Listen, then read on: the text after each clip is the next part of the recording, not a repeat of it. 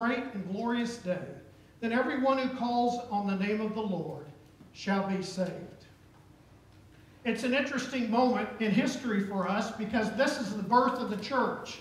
And of course, it's always important and good for us to go back to the moment of our birth. And we have a time here where there could have been huge anxiety among Christians because we had already been told that Jesus would come in flesh and blood. And many thought when he came that he would be the conqueror. He would be a military leader. And he would take us to victory as we should have it. And they found out it was the victory of being humble. And the victory of turning oneself over to the great Creator. And the victory of actually allowing our sins to be taken away in a way where grace would be available for us.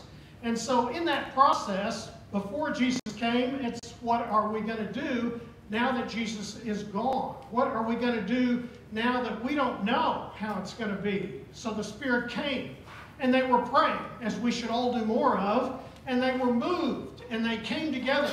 It's impossible, if you're a student of the Bible, to look at this moment without looking at the moment of the Tower of Babel. At the Tower of Babel in Genesis 11, they said, we will make a name for ourselves. It was the most ethnocentric, self-centered approach to what they would accomplish. We will become great and build ourselves a tower to the heavens. And when they did that, guess what? They spoke a different language. They couldn't hear each other. They couldn't understand each other, and they failed miserably. Here is the opposite that gives symmetry from that moment to this. They could speak the same language. They could understand each other. And they were called to go out and change the world for the better, to be among those who had the most need among them, to allow everyone to understand the gift of having the kingdom of God and the gift of a life of service. So as they saw this moment happen, guess what? You can be standing next to someone or sitting next to someone and have an entirely different experience. Some saw that and it changed their life and they went out into the world and made a difference. Others saw that and said they're drunk. They don't know what they're doing. Well, that's your eyes. If you have eyes to see, you can be ready for what God can do through you when we come together and we offer ourselves together. And so, as they did this, what we found out is not only were the Jews important, but we had a grafting on of the Gentiles as well. So there was an inclusion there had never been before. And that inclusion allowed everybody to be a part of the kingdom of God. And everybody to be a part of whatever happened. Men, women, old, young, any faith, come into us. Declare God as your gift and Savior. Accept grace, and you will make a difference. Now we see, as we look at the Bible, people like Moses and Samuel who were raised by different people than their genetic parents. And I have to tell you, as we come to you today with Foster Care Sunday and Adoption Sunday, where we're trying to praise the efforts of Circle of Care, a United Methodist ministry that has helped families become more healthy for 100 years. 100 years. That I am proud to say that I was a person who was raised by a different person than my genetic family, a different parent, different parents. I was born into a genetic family. I was one of 6 kids. My mother, who was the only one involved in our family, my father was out of the picture, was not a gifted mother. And she didn't come home most nights. Now, I had a 5th grade teacher, who I would call my spiritual family, who saw that I was an at-risk kid. And she asked me to start coming over.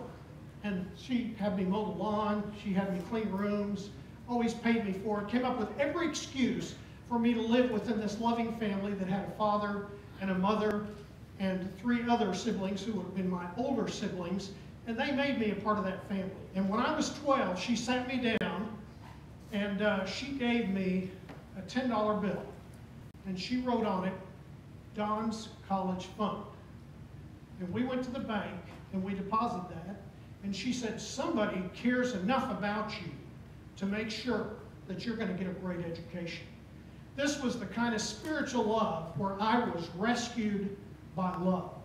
Where the Holy Spirit came upon what happened with these people, and they're deciding to raise me and make a difference in my life. And I have to tell you, I've had a lot of wonderful things in my life happen, but nothing ever as great as the moment that I realized they wanted me to be a part of who they were, and that they were going to let me be their child, and they were going to love me, and it was going to go beyond genes. It was a spiritual relationship. And we even had people ask when all of a sudden I was hanging around with the others, they said, "Who is he? Did you adopt him?" And I'd say, "Informal adoption. Informal adoption." Well, the state's come up with foster care. Now, let me tell you a secret about the state. You may already know. The state is not a good parent. The state will never be a good parent. A good parent is a flesh and blood person who can grab you and hold you and love you and tell you how proud they are of you. I talked to a woman who got adopted.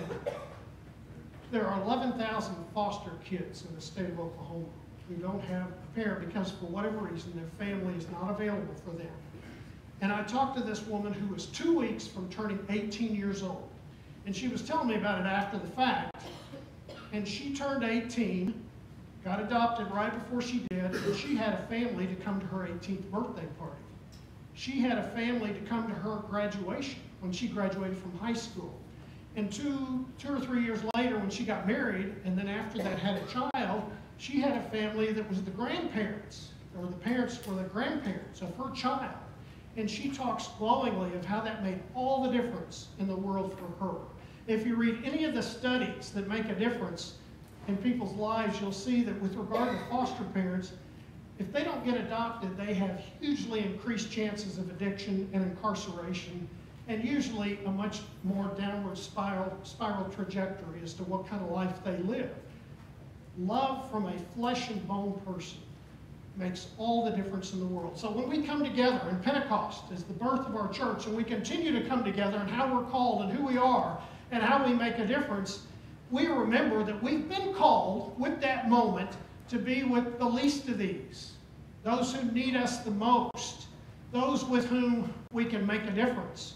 When we see a secular experience like Pentecost, the one that seems closest to me here is we see that horrible bombing, and we see how people came together in 1995 and made a difference and met whatever need there was for the families or the rescue folks, regardless of how horrific everything was.